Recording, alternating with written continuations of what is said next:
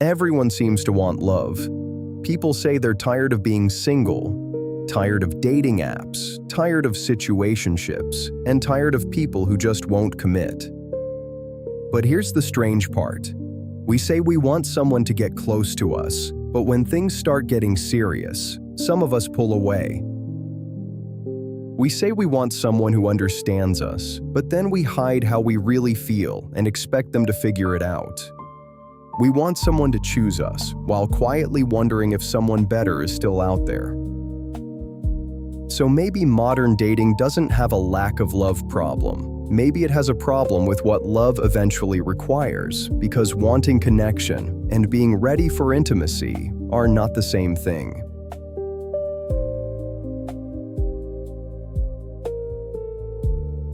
Imagine you've been talking to someone for a few weeks. The messages are easy. There's chemistry. You think about them when they're not around. Then one evening, they ask a surprisingly simple question. Where do you see this going?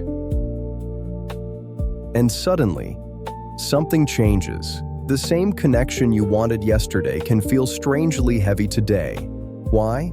Because attraction can exist safely inside possibility. Commitment cannot. The moment our relationship becomes real, there is suddenly something real to lose. Now they can reject you, disappoint you, see the parts of you you've carefully kept hidden. And this creates one of the strangest contradictions in relationships. The person who desperately wants closeness can also be frightened by it. So they create distance, they reply a little slower, become less certain, start noticing flaws they hadn't cared about before. Sometimes that isn't because attraction disappeared. Sometimes distance simply feels safer than vulnerability, and that's the first hidden mechanism. Imagine walking into a restaurant. There are 3 things on the menu. Choosing isn't particularly difficult. Now imagine there are 3,000. Every choice creates another thought. What if something better was on the next page? Modern dating can create a similar psychological problem. You meet someone funny, attractive, kind. You genuinely enjoy being around them. Modern dating can create a similar psychological problem. You meet someone funny, attractive, kind. You genuinely enjoy being around them. So instead of asking, "Do I like this person?"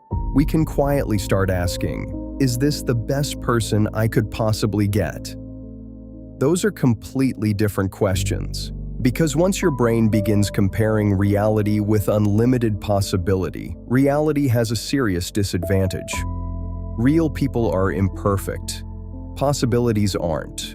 The person sitting opposite you has annoying habits, awkward moments, and bad days. The imaginary person one swipe away has none of those things yet. You haven't known them long enough, and that's the trap. Someone good can start feeling inadequate when they're competing against someone imaginary. Your partner walks into the room. They can immediately tell something is different. What's wrong? Nothing. But something is wrong. And now, without realizing it, you begin watching them.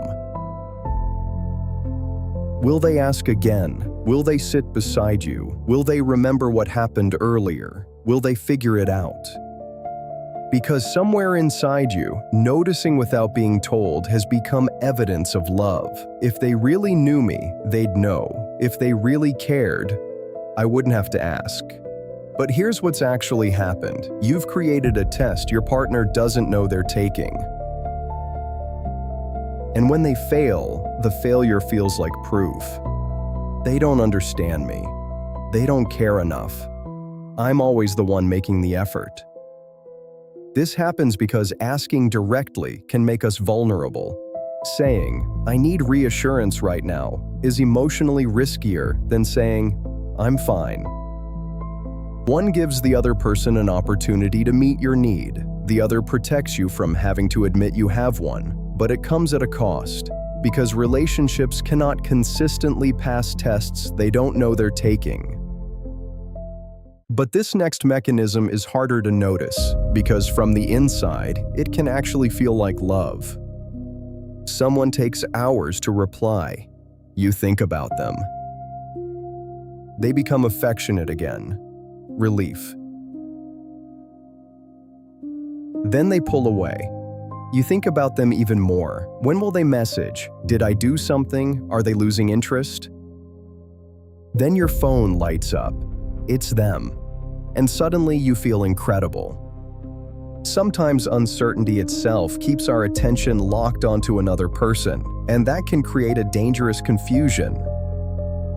I can't stop thinking about them can feel very similar to I must really love them. Then something even stranger can happen. You finally meet someone consistent. They reply, they show up, they tell you what they feel. There are no games, no disappearing, no constant guessing. And instead of feeling exciting, it can feel strangely quiet, maybe even boring. Not necessarily because something is wrong, but because peace doesn't create the same emotional spikes as uncertainty. Sometimes what we're calling chemistry deserves a second question. Do I want this person? Or have I become addicted to wondering whether they want me? There's one final contradiction underneath almost everything we've talked about. Most people want someone who truly understands them. But being understood requires something uncomfortable. You have to become visible, not the polished version, the actual version. The jealous thought, the insecurity, the embarrassing fear, the thing you need but hate admitting you need. The moment you say, I acted like I didn't care, but actually I was scared you didn't care. That is intimacy. And intimacy is frightening because another person cannot truly accept you until they have enough information to reject you. So we learn ways to stay partially hidden. We joke instead of saying we're hurt. Withdraw instead of asking for reassurance. Pretend we don't care. Keep relationships undefined. Leave first. Or choose people who can never fully choose us because there is a strange emotional safety in an impossible relationship. If someone was never completely available, you never have to discover what would happen if you completely were. And maybe this explains something about modern relationships. People haven't stopped wanting love. If anything, we may be thinking about connection more than ever. But we've become extremely good at protecting ourselves from the things that make connection possible. Rejection, uncertainty, compromise, dependence, being wrong, being seen, getting hurt. So we can end up pursuing intimacy while simultaneously building escape routes from it, and then wonder why nobody seems able to stay. Being ready for a relationship doesn't mean you've eliminated every insecurity. It doesn't mean you never get jealous, never become afraid, never need reassurance. It means something much less glamorous. You can say what you need instead of secretly testing someone for it. You can disagree without needing to win. You can choose a real person without constantly comparing them to an imaginary one. And when vulnerability makes you want to disappear, sometimes you can stay.